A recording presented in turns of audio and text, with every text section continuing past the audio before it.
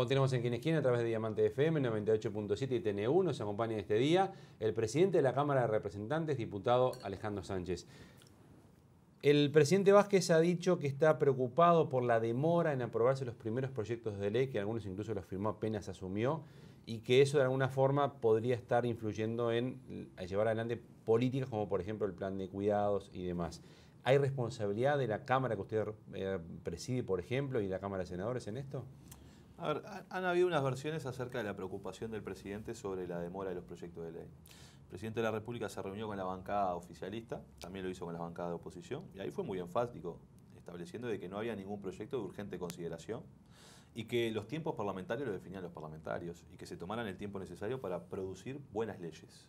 También es cierto que muchos de los proyectos de ley que envió el Poder Ejecutivo han tenido errores producto de algunas dificultades en el envío. De hecho, varios de los proyectos de ley que hemos enviado, Sistema de Cuidados es uno, tenía algunos errores en el proyecto que fueron subsanados posteriormente enviando un nuevo mensaje. Lo mismo sucedió con el impuesto de primaria y lo mismo ha sucedido también con el Fondes, donde hubo una serie de cosas. Yo no tengo una visión de que el Parlamento esté trabajando mal. Creo que el Parlamento se está tomando su tiempo para discutir porque son proyectos de una envergadura muy importante. Estuvieron en el centro de la campaña electoral, eso lleva a que haya una sensibilidad mayor sobre estos aspectos. Y lo que está haciendo el Parlamento es un trabajo muy intensivo en las comisiones, que es donde se trabaja efectivamente un proyecto de ley. ¿Apurarlo mucho del Parlamento es avasallarlo? Bueno, yo creo que apurar el Parlamento lo que llevaría es justamente a una situación en la cual podemos tener herramientas legales imperfectas, ¿no? O que en temas muy importantes para el país y para el desarrollo del país y para el futuro, nos quedemos sin escuchar algunas voces que tienen algo para aportarle al Parlamento.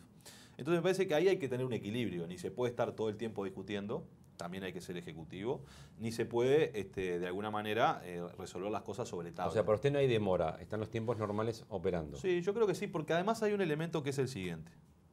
El Frente Amplio tiene 10 años de gobierno nacional y su agenda de gobierno y su proyecto de desarrollo del país, que desde mi punto de vista es exitoso, es una agenda que va requiriendo de una agenda parlamentaria diferente conforme va avanzando. Es decir, por ejemplo, el Frente Amplio tiene una agenda, no quiere decir que no haya que seguir elaborando cosas, pero tiene más de 60 leyes aprobadas en el área laboral. Quiere decir que no hay una presión por emitir una serie de leyes porque ya viene con un andamiaje jurídico importante y por tanto los proyectos que vienen son proyectos quizá que dan cuenta de problemas nuevos y como novedad implica un estudio mayor o que son ajustes a lo que ya existe. Por ejemplo, sistema de cuidado. Sistema de cuidado es importante, es un proyecto, es el buque insignia del Frente Amplio y de Vázquez. En definitiva, da cuenta de una situación que es real, que es cómo atendemos la primera infancia y cómo atendemos la situación de cuidados, no solo de primera infancia, sino de los discapacitados y de la vejez, que es un tema muy importante que hace a la distribución del ingreso, a las oportunidades que le damos a la gente. Pero en definitiva, el desarrollo de ese proyecto va a ser posible en función de tener aprobado el presupuesto quinquenal. ¿Qué quiero decir? Sin plata no se hace. Sin plata no se puede hacer, son buenas intenciones. Entonces, ¿quién asigna? ¿Cuándo se van a asignar los recursos? Se van a asignar los recursos en la medida en que se apruebe el presupuesto. O sea, se le pone la carreta delante de los bueyes usted. No, yo creo que hay que aprobar el sistema de cuidados, que es el que establece los derechos, las obligaciones, que da el marco jurídico de cómo debe funcionar, pero evidentemente eso va a empezar a funcionar una vez que estén dispuestos los recursos para hacerlo.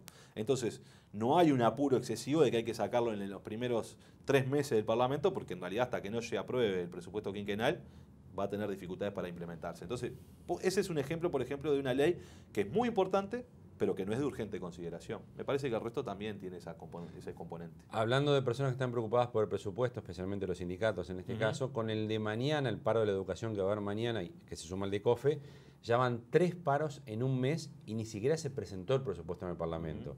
La ministra Muñoz ha dicho que son paros por las dudas o paros preventivos, o sea, paros anticipados.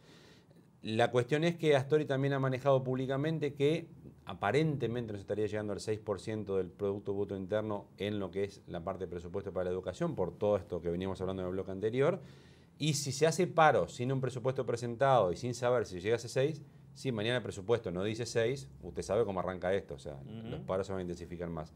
¿No hay que poner un límite a esto? ¿Pueden seguir quedando todo el tiempo estudiantes sin clases?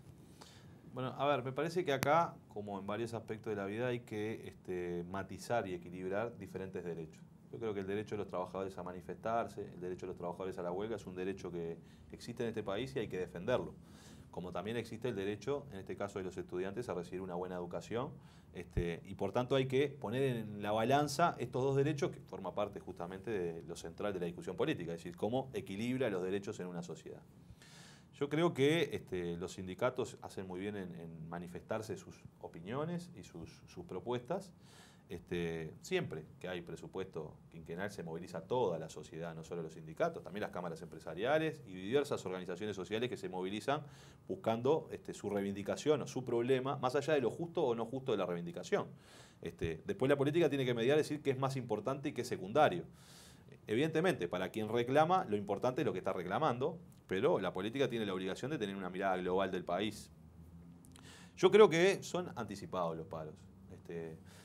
Me parece que hay una decisión de los sindicatos legítima, pero me parece que se han apurado mucho y han puesto la carreta delante de los bueyes. También es cierto que el gobierno del Frente Amplio va a cumplir con su compromiso de destinar el 6% para la educación. No es lo que dijo Astori.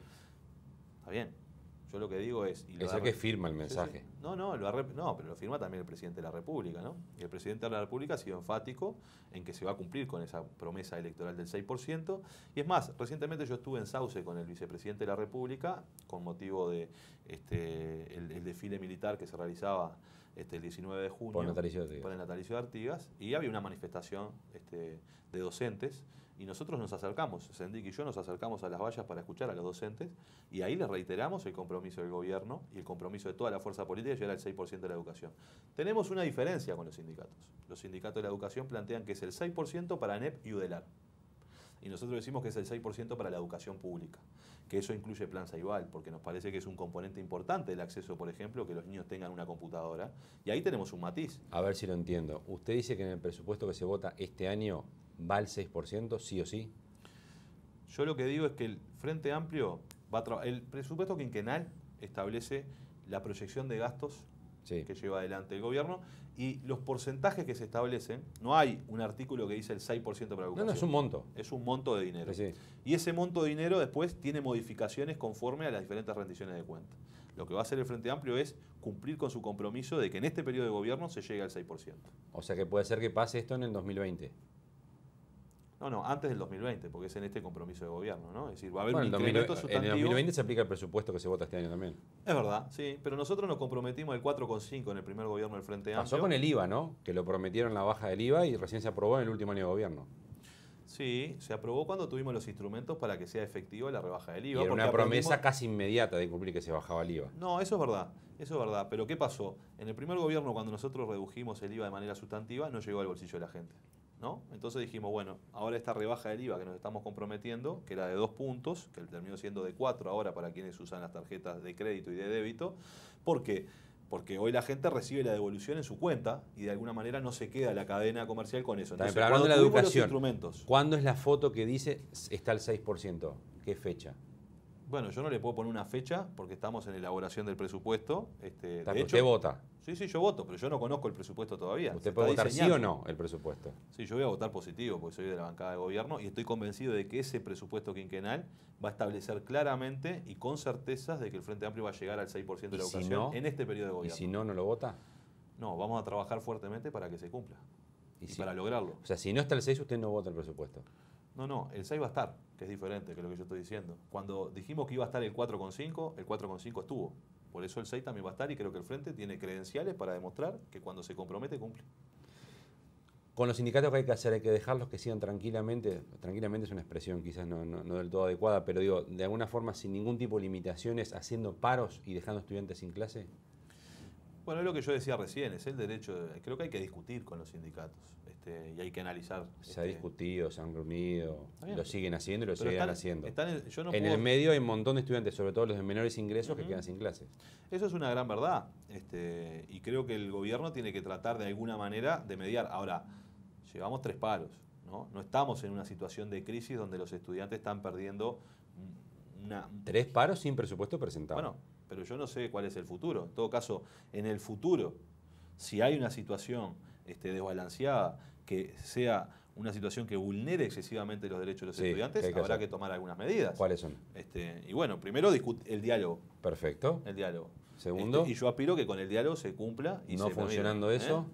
Y bueno, no funcionando eso, habrá que analizar otras, quizás hasta decretar la esencialidad, lo ha dicho alguna autoridad del gobierno, de que no tiene ningún problema en hacerlo. ¿A Pero usted le parecería bien eso, que si no funciona el diálogo se decrete la esencialidad? Y yo creo que el gobierno tiene que preservar, vuelvo a reiterar, el equilibrio de los dos derechos. El equilibrio de los trabajadores de manifestarse y de hacer huelga, que es su derecho constitucional, y está bien que así lo tengan, y el derecho de los estudiantes y de los niños de este país a recibir una buena educación de calidad y a no perder horas de clase. Entonces me parece que sobre el balance de esos dos derechos es que tiene que actuar el Y gobierno si para eso nacional. se precisa declarar esencial, Y si hay que hacerlo. se precisa en el futuro, habrá que hacerlo. Yo aspiro a que no sea oportuno porque en realidad creo en el movimiento sindical, creo en la responsabilidad y sé y estoy convencido de que los sindicatos de la enseñanza lo que más le preocupa, además de sus reivindicaciones salariales, es la educación pública y es el futuro de sus alumnos. ¿Usted le da el 6 y le va a pedir más por ese 6 que le da?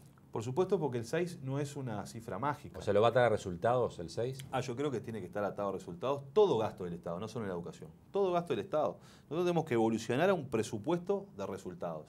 Eso no quiere decir que las cifras en la educación sean mágicas y eso tampoco quiere decir, porque me parece que por eso hay que mirar el presupuesto en su conjunto, que si yo tengo un estudiante que viene de un contexto crítico, que viene de una familia que tiene dificultades económicas, que vive en un rancho y no tiene espacio para estudiar, que se muere de frío en el invierno y de calor en el verano, evidentemente ese estudiante no va a rendir lo mismo por más que yo destine el 8% a la educación. Por tanto, tengo que tener justamente lo que hablábamos de prioridades hoy, tengo que tener políticas integrales, tengo que tener políticas de vivienda, tengo que tener políticas laborales, tengo que atender el salario de los padres de esos niños, tengo que tener políticas culturales y eso es lo que me va a permitir luego que el estudiante rinda mucho más la oportunidad que tiene al ir a un centro de Bien, estudios. pero a los docentes usted le va a pedir, por ejemplo, que no falten a clase como hoy pasa, que haya ciertos niveles de repetición menores a lo que hay hoy, que colaboren para que haya menos ausentismo, o sea, cosas objetivas y medibles. Le va a pedir eso y le va a decir, ahí sí te doy el 6. No, a ver, yo voy a invertir, el gobierno del Frente Amplio va a invertir el 6% en políticas salariales que mejoren las condiciones de trabajo de los docentes, en políticas educativas que tienen que ver con la mejora primero de las condiciones edilicias y también de los programas educativos, y lo que va a hacer el gobierno es que cualquier trabajador, independientemente del 6%, del 8 o del 10%, cualquier trabajador y un trabajador de la enseñanza cumpla con su trabajo. ¿Que su trabajo cuál es? Ir a trabajar y no faltar, recibir un salario por ello y que sea el salario más digno posible y que además genere un proceso pedagógico y educativo con sus estudiantes. Señor presidente de la Cámara de Representantes, diputado Alejandro Sánchez, gracias por ser parte de Quién es Quién. No, muchas gracias a usted por la invitación y la verdad ha sido un gusto estar aquí. Gracias también a ustedes por acompañarnos en el programa. Les recordamos como siempre de Quién es Quién, se repite los días viernes, 10 de la mañana en Diamante FM 98.7, que en YouTube tiene disponible la versión de esta entrevista para que la reviva cuando usted desee. Dios mediante entonces, nos encontramos en un próximo Quién es Quién.